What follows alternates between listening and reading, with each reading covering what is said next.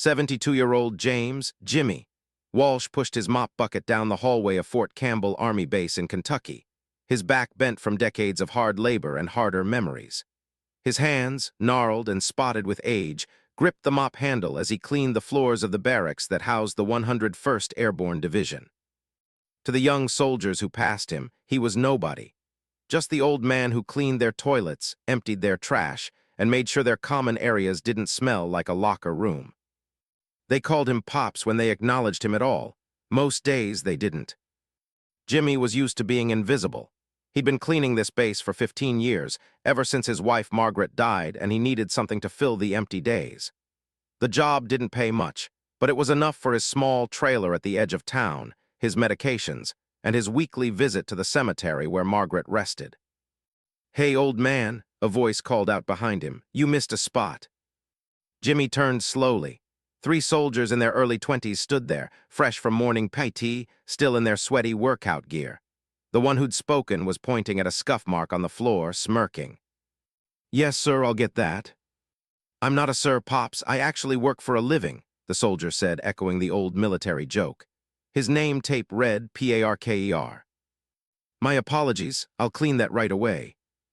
Parker's friend, a muscular guy named Henderson, laughed. "Man, how old is this dude? He looks like he should be in a nursing home, not cleaning our barracks." "Probably needs the money," the third soldier, Williams, said. "Social Security probably don't pay for much these days." "I bet he was never in the military," Parker said, loud enough for Jimmy to hear as he mopped the scuff mark. "Probably avoided the draft or something. Now he's stuck cleaning up after real soldiers." Jimmy's jaw tightened, but he said nothing. He'd learned long ago that silence was safer than confrontation. These young men didn't know him, didn't know his story, and he preferred to keep it that way. "Bet he's never seen combat in his life," Henderson added. "Look at him, probably spent the 60s smoking weed at some hippie commune." They laughed and walked away, leaving Jimmy alone with his mop and bucket. He finished cleaning the hallway, then moved to the latrine. His knees ached as he knelt to scrub the toilets. His shoulder, the one that had taken shrapnel in 1968, throbbed with the changing weather. But he kept working. Work kept him moving. Movement kept him from thinking too much about the past. As he cleaned, he thought about Margaret. She was the only one who'd really known him, known what he'd been through. She'd been there when the nightmares were worst, when the drinking had gotten bad, when he'd pushed everyone away because the guilt was too heavy to share. She'd saved him, really. Gave him a reason to keep living when all his reasons had died in the jungle. Now she was gone too, and he was alone with his memories and his mop bucket. The bucket was old, battered, covered in dents and scratches from years of use. But attached to the handle by a thin chain was something that didn't belong on a cleaning cart, a military medal in a small plastic case. It was tarnished now, the ribbon faded, but the medal itself was still recognizable to anyone who knew what they were looking at. The Medal of Honor. Jimmy had carried it with him for 55 years. Not on his chest, he'd put away his uniform decades ago. But here, on his mop bucket where he could see it every day. A reminder of the worst and best day of his life. A reminder of the men who didn't come home. Most people never noticed it. They saw an old man with a mop, and their eyes glazed over. The medal was just another piece of junk attached to a janitor's equipment. That's how Jimmy wanted it. The medal represented a version of himself that didn't exist anymore. That young soldier who'd done the impossible had died in that jungle, even if his body kept walking around for another 55 years. After his shift, Jimmy took the bus home to his trailer park on the outskirts of town. It was a quiet place, mostly retirees and people down on their luck. His trailer was small but clean, filled with photos of Margaret and the life they'd built together. On the wall was a shadow box that Margaret had made for him. Inside were his other medals, bronze stars, purple hearts, campaign ribbons, and a photo of him in dress uniform, young and strong, before the war had hollowed him out. Margaret had wanted him to be proud of his service, had wanted him to talk about it, to connect with other veterans. But Jimmy couldn't. Talking about it meant remembering, and remembering hurt too much. He heated up a can of soup for dinner and ate alone at his small table. Then he sat in his worn recliner and watched the news until his eyes grew heavy. The nightmares came as they always did. The jungle, the screaming, the blood. He woke up at 3 a.m., sweating and shaking. It took him a moment to remember where he was, not in Vietnam, not in the jungle, safe in his trailer in Kentucky. But the ghosts were still there, hovering just out of sight. Jimmy got up, took his medication, and sat in the dark until it was time to get ready for work. The next day at the base, Jimmy was cleaning the rec room when he overheard a conversation. "Did you hear? We're getting a VIP visitor next week," one soldier said. "Some general from the Pentagon." "What for?" "Some ceremony or something, honoring local Medal of Honor recipients. They're bringing in all the living recipients from this area." Jimmy's hands tightened on his mop. Medal of Honor ceremony. They'd sent him an invitation months ago. He'd thrown it away. He didn't want to stand in front of crowds, didn't want to be thanked for surviving when better men had died, didn't want to be looked at like some kind of hero when he felt like a fraud. The soldier continued, "I heard there's only 3 living recipients in this whole region. 2 of them are from World War II, real old guys, and 1 from Vietnam." "That's cool, it'll be good to meet them." "Yeah, real heroes, not like that old janitor who's always shuffling around here." Jimmy kept mopping, pretending he hadn't heard. It was easier that way. But that afternoon, as he was cleaning the administrative offices, First Sergeant Maria Cortez stopped him. "Mr. Walsh, can I speak with you for a moment?" Jimmy looked up. Cortez was in her late 30s, a career soldier with a kind face. She'd always been respectful to him, one of the few who treated him like a human being. "Yes, ma'am. Did I miss something in my cleaning?" "No, nothing like that. I was going through some administrative files, and I noticed something unusual. Your employment application from 15 years ago lists your military service. It says you served in Vietnam with the 1st Cavalry Division." "Yes, ma'am, 1967 to 1969. "It also says you were awarded the Medal of Honor." Jimmy's stomach tightened. "That was a long time ago, ma'am." "Mr. Walsh, why are you working as a janitor? You're a Medal of Honor recipient. You should have access to benefits, programs, support." "I have what I need, ma'am. I like the work, it keeps me busy." Cortez looked at him with something like concern. "We're having a ceremony next week, honoring Medal of Honor recipients. Did you receive an invitation?" "I did. I'm not attending." "Why not?" Jimmy set down his mop. "With respect, ma'am, I did what I did 55 years ago. It's in the past. I'm just an old man trying to get through each day. I don't need ceremonies or recognition." "Mr. Walsh, these soldiers should know who you are, what you did." "No, ma'am, they shouldn't. I'm the janitor, that's all I need to be." Cortez looked like she wanted to argue, but something in Jimmy's expression stopped her. "If you change your mind, the invitation still stands." "Thank you, ma'am, I won't." But as Jimmy went back to his work, he knew something had shifted. Cortez knew, and if she knew, others might find out. The anonymity that had protected him for 15 years might be coming to an end. 55 years earlier, Central Highlands, Vietnam. Private First Class James Walsh crouched in the mud, his M16 rifle slick with rain, listening to the sounds of the jungle. He was 20 years old, from a small town in Ohio, and he'd been in country for 6 months. 6 months that felt like 6 years. His platoon, 32 men from the 1st Cavalry Division, was on a search and destroy mission deep in the Central Highlands. Intelligence said there was a North Vietnamese Army regiment in the area. The platoon's job was to find them and call in air support. But they'd walked into an ambush instead. The NVA had been waiting. 3 companies, over 300 soldiers, hidden in the jungle. When the shooting started, Jimmy's platoon was cut to pieces in the first 5 minutes. He'd seen his best friend, Bobby Martinez from Los Angeles, take a bullet to the chest and go down. Saw his squad leader, Sergeant Thompson, get hit by an RPG. Saw men he'd eaten breakfast with that morning torn apart by machine gun fire. The platoon scattered, trying to find cover, trying to return fire. But they were surrounded, outnumbered 10-1. Lieutenant Harrison, the platoon leader, called for air support, but the weather was too bad. No helicopters could fly. They were on their own. "Fall back," Harrison shouted, "fighting withdrawal to the river." The survivors tried to move, but the NVA kept pressing. They were being herded, pushed into a kill zone. Jimmy found himself with 5 other soldiers in a small clearing. Around them, the jungle erupted with gunfire. Behind them was the river, fast-moving, dangerous. In front was certain death. Lieutenant Harrison was there, bleeding from a leg wound. "We need to hold this position. Give the others time to get across the river." "Sir, there's 6 of us and hundreds of them," someone said. "We can't hold."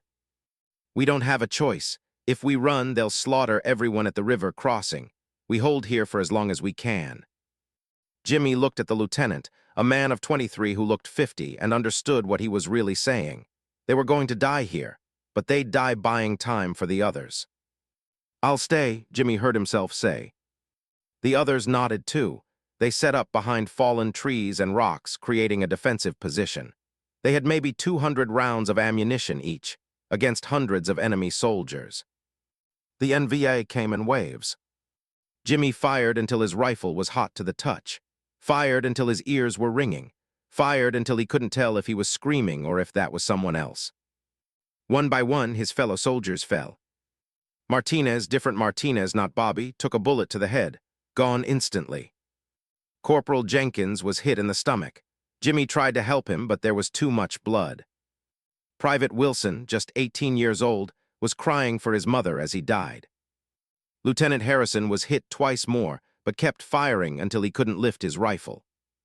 Then it was just Jimmy and a kid named Patterson, both nearly out of ammunition, both bleeding from multiple wounds. "We should run," Patterson said, his voice shaking. "Make for the river." "We hold," Jimmy said. "Few more minutes, give the others time." But Patterson couldn't hold anymore. He stood to run, and the machine gun cut him down. Jimmy was alone. He had maybe 30 rounds left. His left arm was useless, hit by shrapnel. Blood ran down his face from a head wound. He could hear the NVA soldiers talking, coordinating, preparing for the final push. He could have run, should have run. The river was 20 yards behind him. He might have made it. But he thought about the men crossing that river.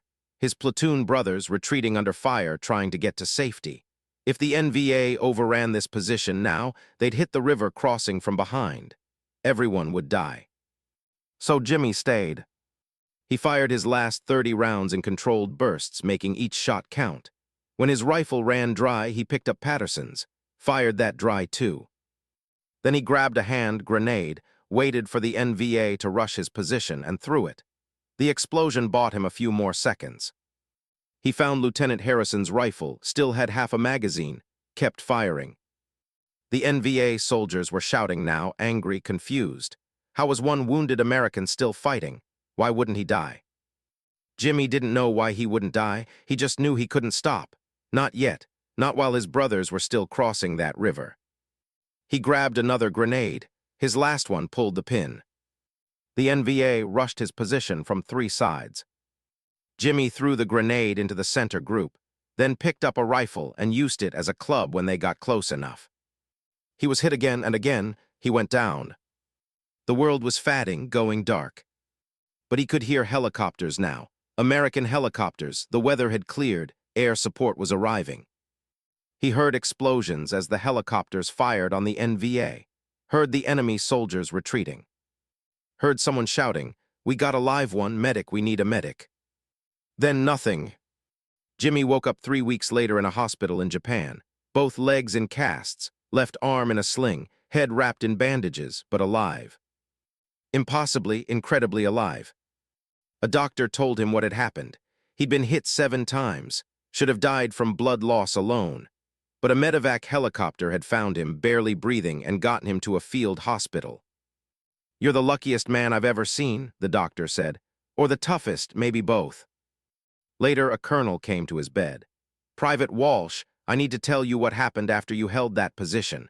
Your platoon made it across the river. 23 men survived because you gave them time. The preliminary casualty assessment says you personally held off an enemy force of over 100 soldiers for 17 minutes. 17 minutes that saved 23 lives." "My friends," Jimmy whispered, "the men with me. They didn't make it. You were the only survivor from the rear guard. But because of what you and they did, the rest of the platoon lived."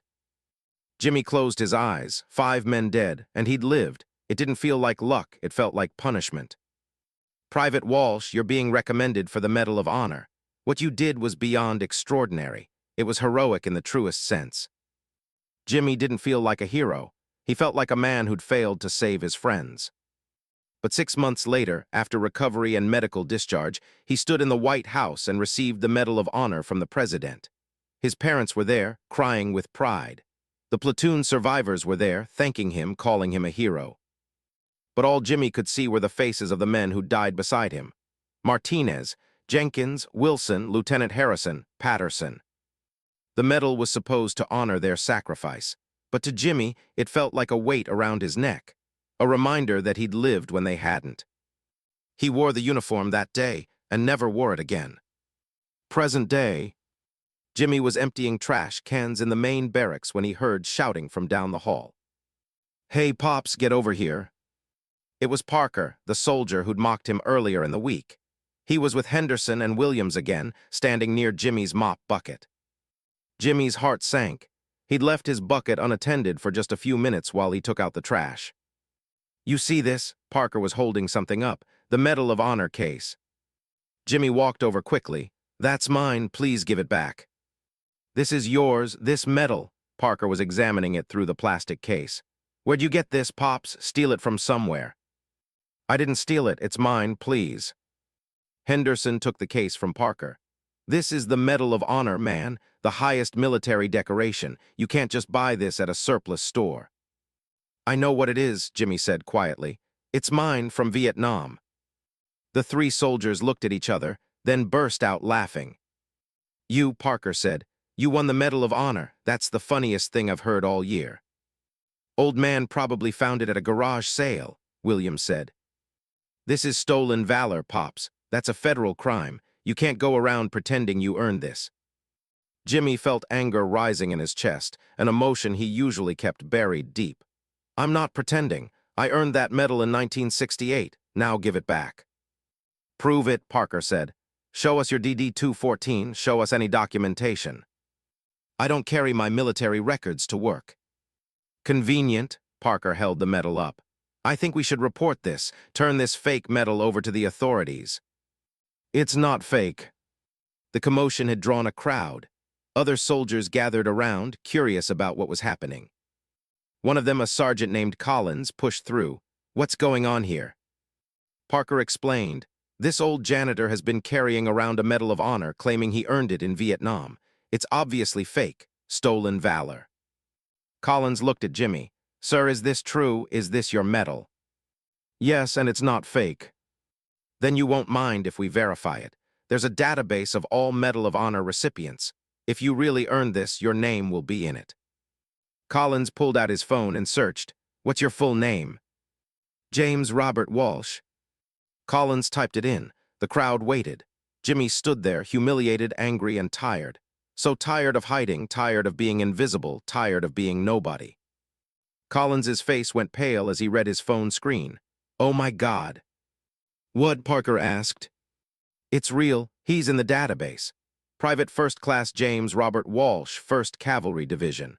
Awarded the Medal of Honor on March 15, 1969, for actions on September 8, 1968, in the Central Highlands of Vietnam." The crowd went silent. Collins kept reading. "The citation says, Jesus Christ." He looked up at Jimmy with awe. "Sir, it says you single-handedly held off an enemy force of over 100 soldiers while wounded, allowing your platoon to escape. You were hit 7 times and continued fighting. You saved 23 lives." Parker's smirk had vanished. "That can't be right." Collins turned his phone around, showing the official Medal of Honor database with Jimmy's photo from 1969. Young, strong, wearing his dress uniform. "It's him," someone in the crowd whispered. First Sergeant Cortez pushed through the crowd. She looked at Jimmy, then at the soldiers holding his medal. "Give that back to Mr. Walsh, right now." Parker handed it over, his hand shaking. "Sir, I didn't know, I'm sorry." Jimmy took the medal and attached it back to his mop bucket. His hands were trembling. "Mr. Walsh," Cortez said gently, "why don't you come with me? Let's get you some water." As Cortez led him away from the crowd, Jimmy could hear the whispers behind him. "That's the janitor. He's a Medal of Honor recipient. We've been treating him like garbage. I told him he looked like he'd never seen combat. Oh, God."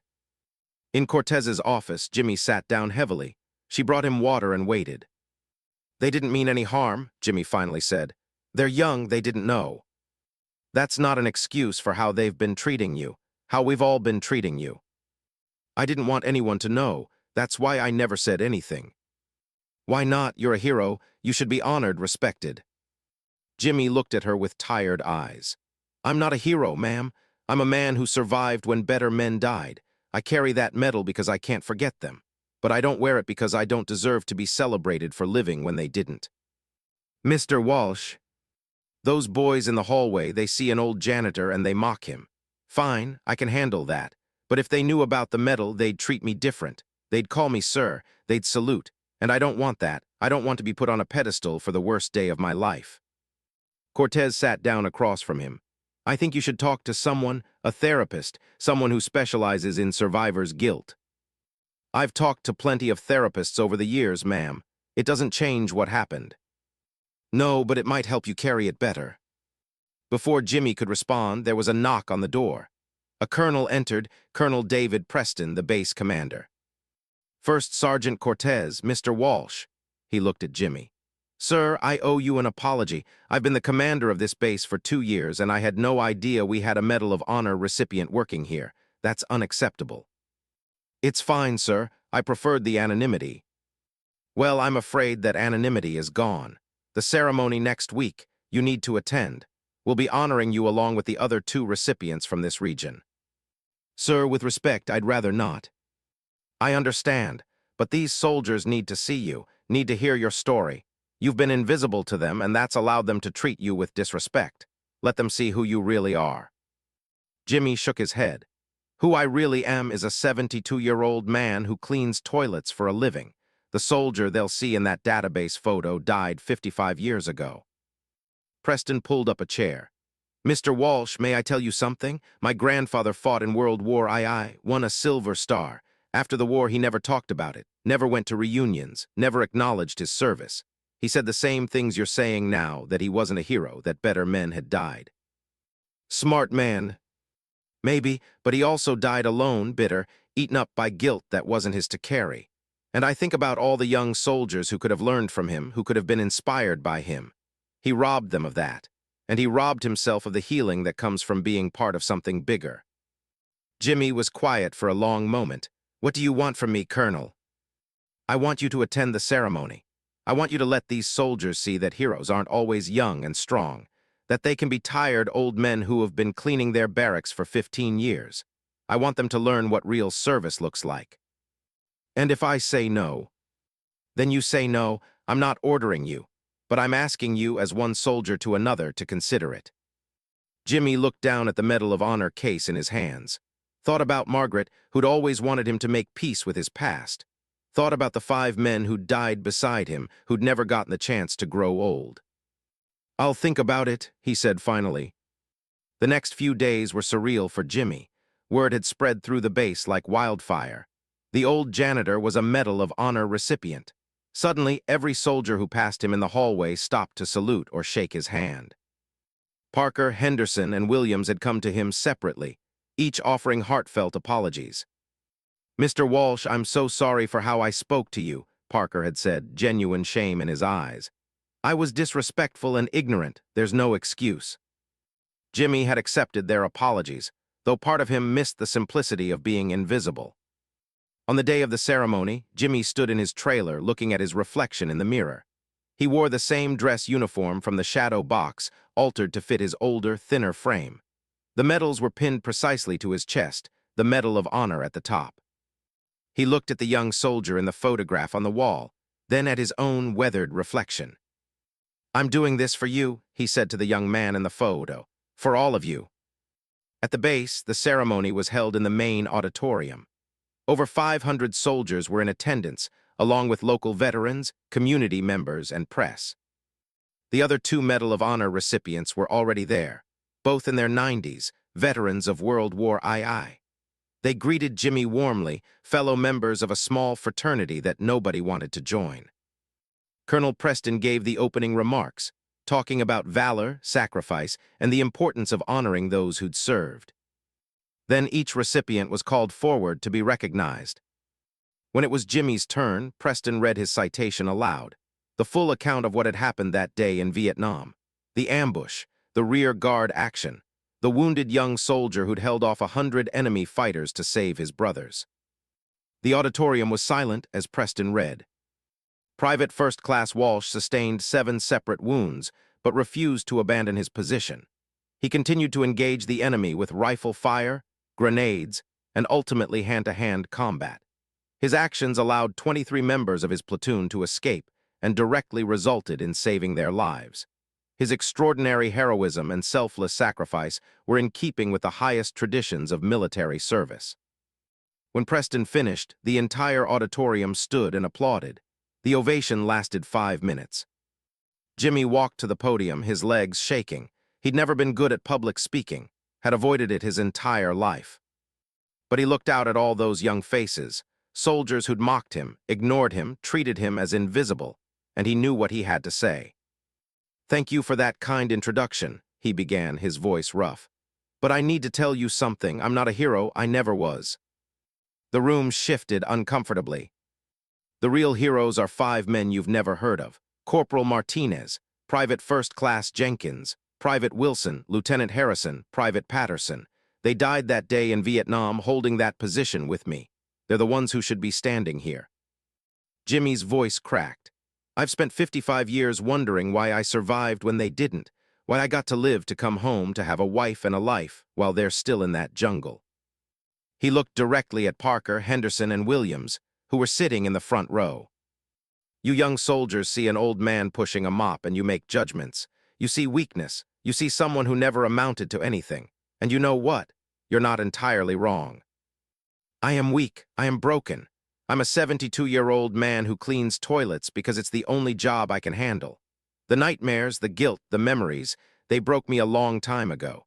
The strong young soldier who won this medal died in that jungle with his friends." The room was completely silent now. "But here's what I want you to understand. Every veteran you meet, every old man or woman you pass on the street who once wore a uniform, they're carrying something. Maybe not a Medal of Honor, maybe not a dramatic story, but they're carrying the weight of their service, and you don't know what that weight is. You don't know what they've seen, what they've survived, what they've sacrificed. I've been invisible to most of you for 15 years, and that's partly my fault. I hid. I didn't want to be seen, didn't want to be known, but being invisible meant you never learned what I could have taught you." Jimmy pulled out a worn photograph from his pocket. 5 young men in jungle fatigues, arms around each other, smiling. "These were my brothers. We were all about your age. We thought we were invincible. We thought we knew everything. And then one day in the jungle, we learned we knew nothing. They taught me what real courage is. It's not about being fearless. It's about being absolutely terrified and still doing what needs to be done. It's about putting your brothers before yourself. It's about holding the line even when there's no hope." He looked at Colonel Preston. "The colonel asked me to come here today because he said these soldiers needed to see me, needed to know my story. But I think I needed this too, needed to stop hiding, needed to remember that my brothers didn't die for nothing. They died so 23 men could go home, so those men could have families, lives, futures. And one of those 23 men was a kid named Bobby Williams. He made it home from Vietnam and he had a son. And that son became a soldier. And I've been cleaning this base for 15 years, and I never knew that Bobby's son was stationed here. Never knew until yesterday." Jimmy looked into the crowd. "Master Sergeant Robert Williams, Jr., are you here?" An older sergeant stood up in the back, tears streaming down his face. "I'm here, Mr. Walsh. Your father was my best friend. He wrote me letters for 10 years after the war. He told me that he felt guilty every day that I'd been wounded saving him. I wrote him back and said I'd do it again in a heartbeat, because that's what brothers do. He passed away 5 years ago, didn't he?" Williams nodded, unable to speak. "I'm sorry I wasn't there. Sorry I lost touch. Sorry I hid for so long." Jimmy's voice broke. "But your father was a good man, a brave man, and I'm proud to have served with him." Williams walked down the aisle and embraced Jimmy. The 2 men held each other, connected by a bond forged in a jungle 55 years earlier. When they finally stepped apart, Jimmy addressed the room one more time. "I'm going to keep cleaning your barracks, keep mopping your floors, because that's my job and I do it with pride. But I'm also going to stop hiding. If you want to talk to me, I'm here. If you want to know about Vietnam, about service, about carrying the weight of what we've seen, I'll tell you. And I'm asking you to do something for me. Next time you see an old veteran, someone you might have ignored before, take a moment. Thank them. Listen to them. Learn from them, because we won't be here forever. And when we're gone, our stories die with us unless you carry them forward. He held up the photograph of his 5 friends. These men deserve to be remembered. All our fallen deserve to be remembered. Don't let them be invisible. The applause that followed was different from before. It wasn't celebration. It was understanding, respect, and something deeper, a connection between generations of warriors. After the ceremony, Jimmy was surrounded by soldiers wanting to shake his hand, to thank him, to hear more of his story. Parker approached hesitantly. "Mr. Walsh, sir, I want you to know that what you said today changed something for me. I've been treating this job like it's just a stepping stone, like the Army is just about me and my career. But you reminded me it's about something bigger." "Don't call me sir," Jimmy said gently. "I'm still just Jimmy, still the janitor." "No, sir, you're not just anything. You're a living reminder of what service really means." Over the next few weeks, something beautiful happened. Soldiers started volunteering to help Jimmy with his cleaning duties. They'd mop alongside him, empty trash with him, and as they worked, he'd tell them stories. Not just war stories, stories about Margaret, about raising kids, about finding purpose after the uniform came off, about surviving the guilt and the nightmares. He became a bridge between the young soldiers and the veterans of past wars. The base started a program where Jimmy and other veterans would speak to soldiers about to deploy, sharing wisdom earned through blood and sacrifice. Master Sergeant Williams became a regular presence, helping Jimmy organize these talks, sharing his own father's story. The Medal of Honor stayed on Jimmy's mop bucket, no longer hidden but displayed proudly. It became a symbol, a reminder that heroism could look like an old man with a mop, that service didn't end when the war did, that everyone had a story worth knowing. 6 months after the ceremony, Jimmy received a letter. It was from the son of Lieutenant Harrison, the platoon leader who died beside him in Vietnam.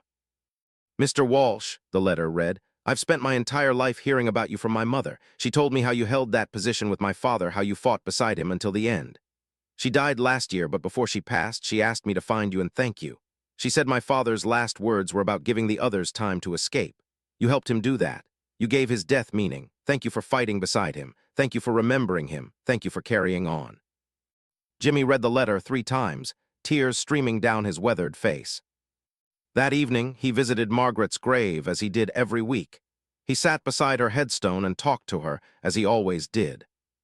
"You were right, Margaret. You said I needed to stop hiding, said I needed to let people in. I should have listened to you years ago.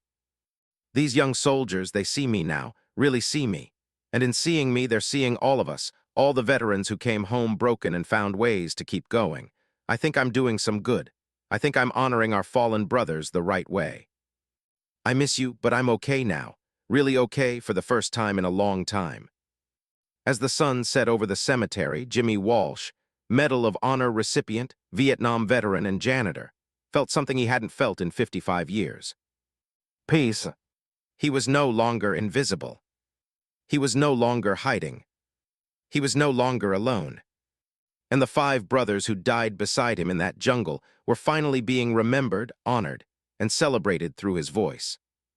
The old man with the mop had become the keeper of stories, the bridge between past and present, the living reminder that heroes come in all forms. Even ones that push mop buckets through military barracks. Especially those ones, because they're the heroes who never stopped serving, never stopped sacrificing, never stopped fighting for their brothers. Even when the war was over. Even when the uniform came off. Even when the world had forgotten who they were. Jimmy Walsh would make sure the world remembered. One story at a time. One young soldier at a time. One day at a time. That was his new mission. And unlike Vietnam, this was a mission he could win. The soldiers had mocked the elderly cleaner. But when they noticed the medal on his mop bucket, everything changed. Not just for them. For him too. Because in being seen, Jimmy Walsh had finally found his way home. Home to purpose. Home to peace. home to the brotherhood that never ends. Not in jungles, not in graves, but in the stories we tell and the memories we keep alive. Forever,